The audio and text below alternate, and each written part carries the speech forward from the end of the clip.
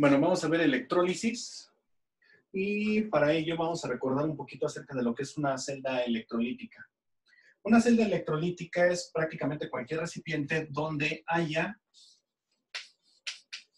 un electrolito. ¿Qué es un electrolito?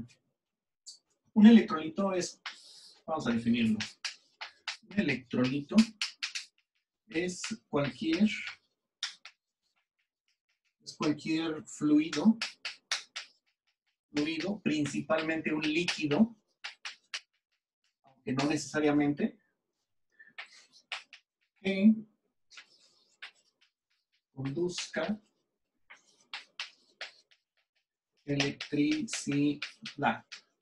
Y los más conocidos prácticamente son agua más sales. De hecho, en el lenguaje coloquial, la palabra, más bien en el lenguaje común, la palabra electrolito ya se ha introducido bajo el concepto de que son líquidos, bueno, principalmente agua con sal, que tú necesitas para rehidratarte.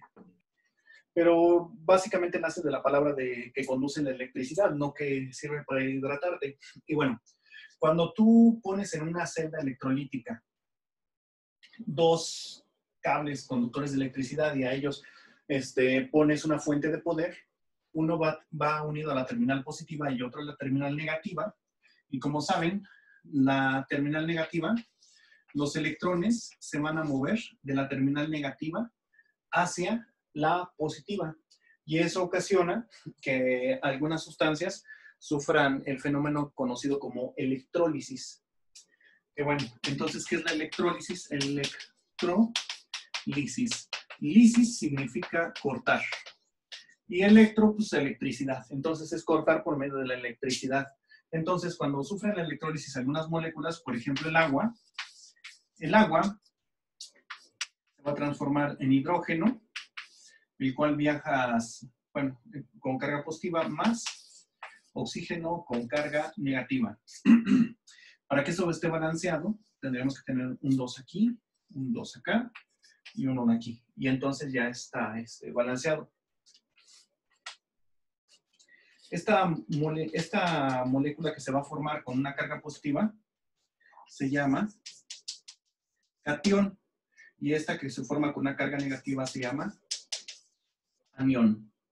Entonces, el catión, por tener carga positiva, se va a viajar hacia el electrodo, donde están las cargas negativas. Entonces, aquí vamos a decir que aquí va a estar el hidrógeno, con su carga positiva, que es el catión.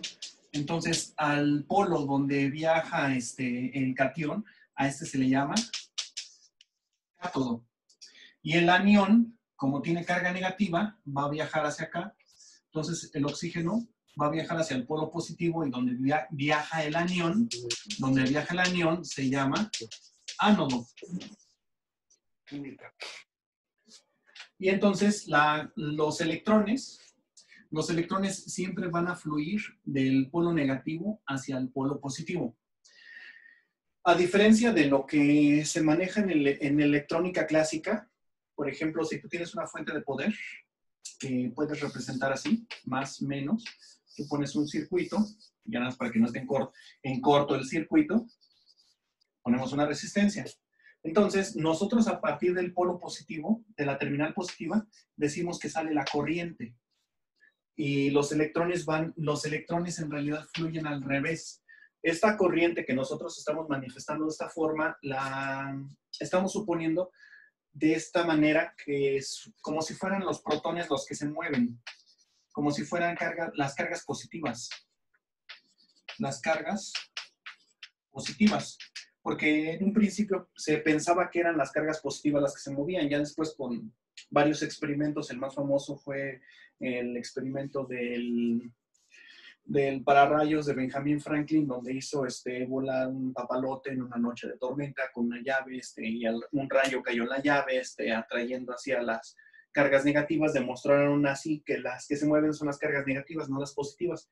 Pero ya estaban planteados todos los principios matemáticos de cómo se da la corriente. Entonces, una corriente eléctrica siempre es se considera como si fueran las cargas positivas las que se mueven, que en realidad ya llevado un poquito más a mecánica cuántica, ya se ha demostrado que no son las cargas positivas las que se mueven, sino que en realidad son los huecos. Entonces, cuando un electrón se desplaza, vamos a decir así, que estos son átomos. Entonces, cuando un electrón se desplaza, este electrón puede brincar de esta manera.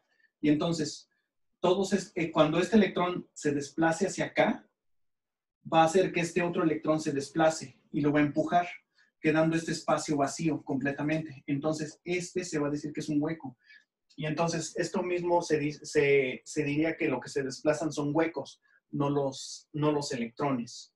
Pero bueno, eso es otro concepto, pero ya nada más para que quede un poquito más separado el concepto del flujo de electrones de lo que es la corriente, de lo que es la corriente. Entonces, cuando fluye la corriente al revés, esta corriente, digamos que tiene un sentido positivo. Si fluye en sentido contrario, dirías que es una corriente negativa, y ahí estás viendo cómo fluyen los electrones. Pero la corriente sí puede cambiar de dirección, y eso sí es importante, tanto para el estudio de dispositivos electrónicos, como de algunos dispositivos de almacenamiento de cargas, como pilas, baterías, etc. Pero bueno. Entonces, cuando fluyen los electrones en una celda electrolítica, esto ocasiona que muchas moléculas se puedan romper en los elementos que los constituyen. Y de hecho, no hay ninguna molécula que sobreviva al proceso de electrólisis. Todas las moléculas se rompen a un proceso de electrólisis. Pero ahorita vamos a ver qué condiciones deben de llevarse a cabo en este proceso para que se pueda llevar a cabo el rompimiento de las moléculas.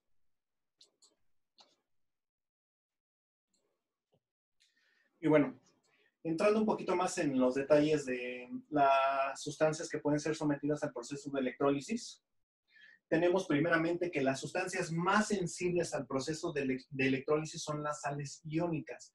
En la mayoría de las sales iónicas, nosotros tenemos un metal y un no metal. Y normalmente, en la tabla periódica, entre más separado esté el no metal del metal, va a ser más iónica. Entonces, de las sustancias que más fácilmente se pueden separar por procesos de electrólisis, por ejemplo, tenemos el cloruro de sodio. Una que debería de cumplir con este requisito muy bonito es el cloruro de potasio. Pero, por ejemplo, la mayor parte del sodio que se obtiene metálico a nivel industrial se hace haciendo la electrólisis del cloruro de sodio fundido a 780 grados, que funde el cloruro de sodio. Se le aplican altos voltajes, se funde, y una vez que está fundido se empieza a electrolizar y así obtienes el sodio metálico. Sin embargo, el cloruro de potasio, aunque también tiene la linda propiedad de que puede conducir muy bien la electricidad, el cloruro de potasio es muy soluble, perdón, el potasio metálico es muy soluble en el cloruro de potasio fundido. Entonces, lograr separarlos es muy difícil a nivel industrial. Entonces, no es muy buen candidato para hacer la electrólisis a nivel industrial para obtener el potasio puro. Sin embargo, el cloro sí lo puedes obtener muy fácilmente a partir de este compuesto. A partir de este otro también el cloro. Y en general, casi todos los que tenemos, casi todos los halógenos con los metales alcalinos son muy fáciles de separar. Entonces, por ejemplo, también tenemos al yoduro de sodio, al yoduro de potasio, al fluoruro de sodio, etcétera, fluoruro de magnesio. Todos esos se pueden separar muy fácilmente. De los compuestos polares, todos aquellos que pueden formar polos, por ejemplo, la más famosa de ellas pues, es el agua, el ácido clorhídrico, el ácido sulfídrico, no sé, el ácido sulfúrico. El ácido yodhídrico. ¿El ácido sulfúrico también? ¿O no? Sí, también el ácido sulfúrico, sí, cierto, también el ácido sulfúrico, el ácido nítrico, el ácido fosfórico. Todos estos forman polos muy fuertes, por lo tanto son sustancias muy polares, por lo tanto también se pueden electronizar. Luego vienen algunas que digamos así, las sustancias, bueno, después vienen las que son no polares. Entonces, las sustancias que no son no polares, estas ya no son casi susceptibles a la electrólisis. Por ejemplo, tenemos aquí al amoníaco. El amoníaco sí se puede electrolizar, pero cuesta mucho trabajo separarlo. Por ejemplo, ¿cuál más? El metano. Bueno, todos los hidrocarburos en general. Etano, propano, todos esos son muy difíciles. Y bueno, todos estos son sustancias no polares. Este es moderadamente polar, pero moderadamente. En un terreno intermedio, entre polares y no polares, tenemos, por ejemplo, bueno, en un terreno, digamos, no intermedio, pero son más polares, tenemos, por ejemplo, a los alcoholes, aldehídos, cetonas y ácidos carboxílicos. Y de las sustancias, y aquí sí ya ni siquiera hablo de compuestos, hablo de sustancias en general, porque pueden ser sustancias que no sean ni siquiera compuestos, sino que son elementos puros. Por ejemplo, bueno, hablando de compuestos, por ejemplo, el oxígeno, el ozono, el nitrógeno, casi todos los gases diatómicos, separarlos por electrólisis es muy, muy, muy difícil. Necesitas altísimos voltajes. Y obviamente entran otros compuestos ya casi elementos puros, por ejemplo, el cobre metálico, no sé, el aluminio metálico, todos los metales, algunas aleaciones también, por ejemplo, el bronce, estaño,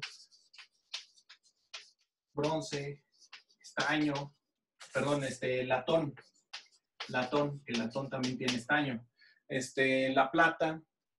la plata comercial, el oro comercial, etcétera, que por ejemplo el oro blanco que puede tener plata, que puede tener platino, el oro blanco muy caro tiene platino, no tiene plata, tiene platino, entre otros. O sea, estas sustancias, romper estas moléculas sí se puede hacer por medio de electricidad, pero necesitas altísimos voltajes. Literalmente estas cosas ya no lo estás rompiendo por una electrólisis, sino que las estás convirtiendo en plasma directamente, y así es como se da el rompimiento.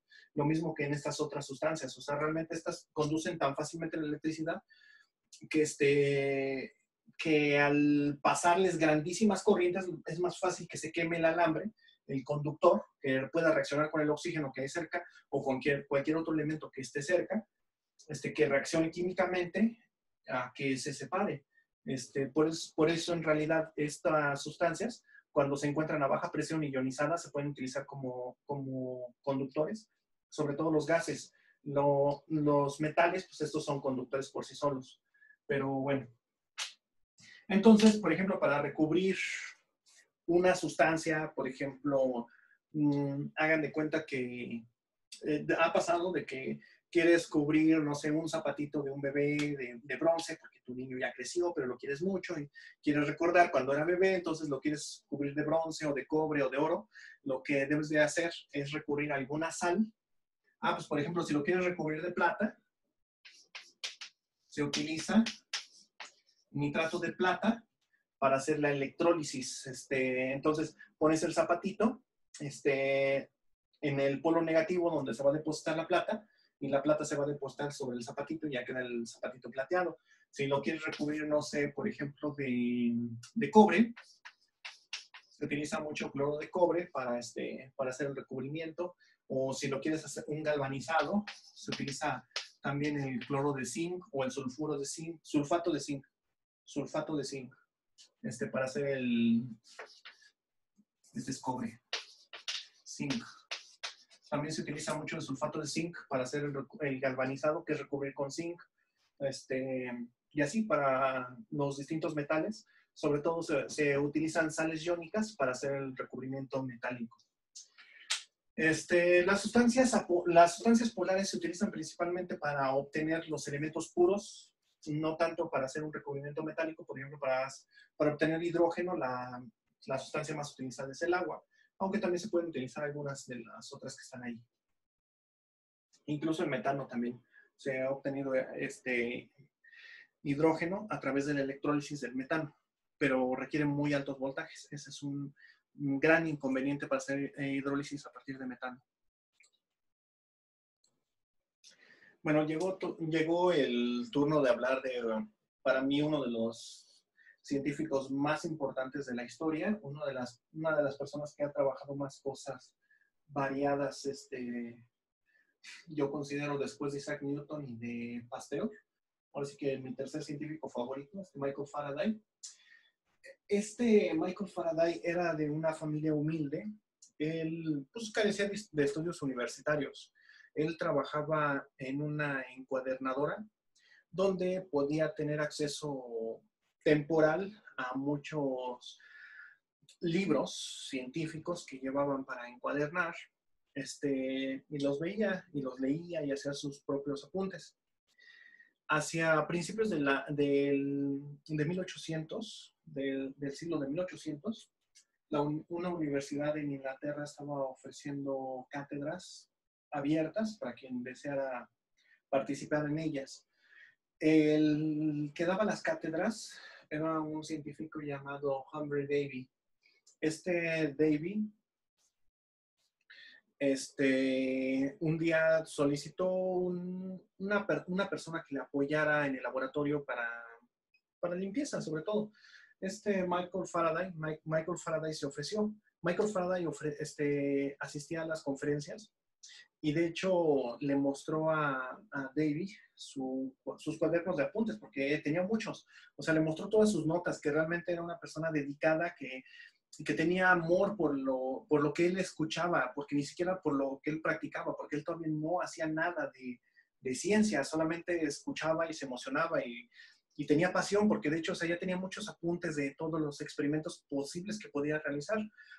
Davy tomó sus precauciones y nada más lo puso por el momento nada más a limpieza de laboratorio, pero después conforme fue ganando su confianza lo fue elevando de rango hasta que ya le dejaba preparar algunos experimentos, dar algunas demostraciones y así hasta que finalmente se elevó al nivel de investigador y él mismo ya educaba a otros universitarios, siendo que Michael Faraday nunca tuvo una educación universitaria formal en el área, sobre todo de química.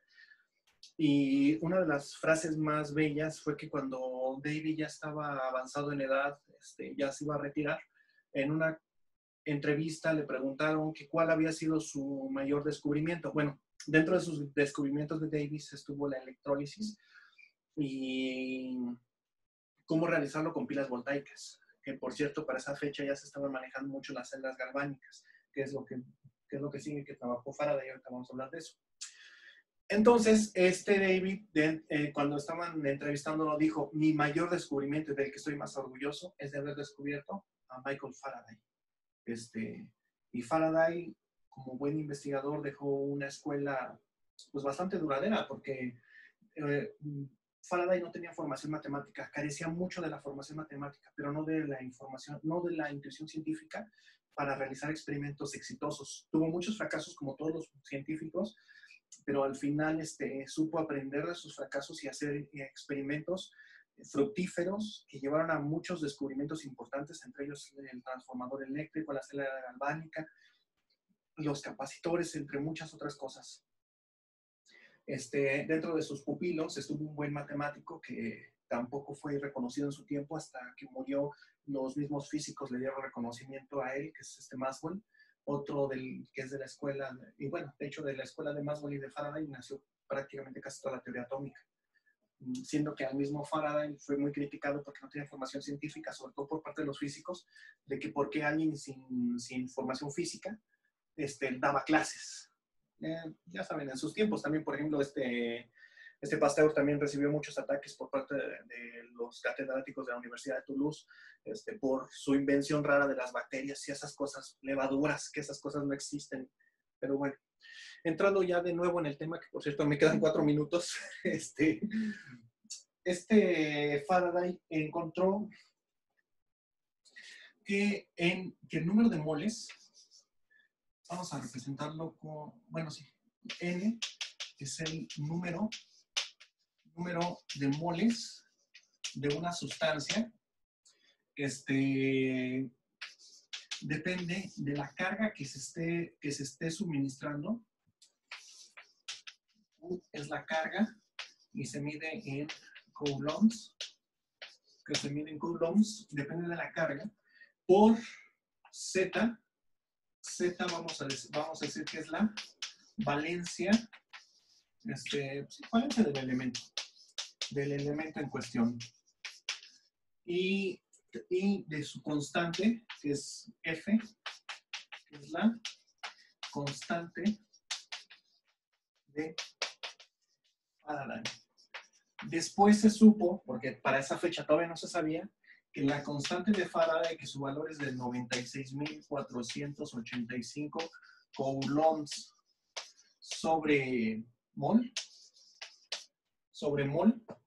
se supo que esta constante salía de esta relación de multiplicar el número de Avogadro por la carga del electrón, de la carga del electrón por el número de Avogadro. Y bueno, esta se descubrió casi 100 años después. El número de Avogadro ya se tenían bastantes aproximaciones, pero de hecho, cuando Thomson descubrió la carga del electrón, corroboró que era cierta la suposición de Faraday de que era un equivalente químico completamente esta relación de 96.000, lo redondean a 96.500 coulombs, precisamente para tomar un poquito más de eficiencia. Pero eso significa que entonces, por cada 96.500 coulombs de carga que se estén depositando, si una sustancia tiene una valencia de un electrón nada más, se va a depositar un mol en el cátodo y en el ánodo. Entonces, si yo tengo, por ejemplo, una sustancia, vamos a hablar del cloro de sodio. Si lo fundimos, se va a separar en sodio más cloro. Entonces, el sodio tiene una valencia de 1. Z vale 1. Entonces, si nosotros aplicamos a una celda donde hay cloro de sodio fundido, una carga de 96.500 coulombs, entonces aquí, en el ánodo, nosotros vamos, en el cátodo, vamos a tener que se va a depositar un mol de sodio metálico. Mientras que en el polo contrario, aquí nada más se va a depositar media mol de cloro. ¿Por qué? Porque el cloro tiene una Z. Bueno, perdón, aquí tenemos el cloro va a ser diatómico. Entonces podríamos poner su equivalente a 2. Entonces nada más vamos a tener media mol, mientras que en el polo contrario nada más tenemos que se va a depositar un sodio. Y ese es el principio, así a grosso modo, de cómo funciona una celda electrolítica. Tú aplicas una corriente eléctrica, se separan las sustancias, se depositan en los cables o cualquier cosa que esté pegada a los cables. Es como les decía, si aquí tú pegas una moneda y tú estás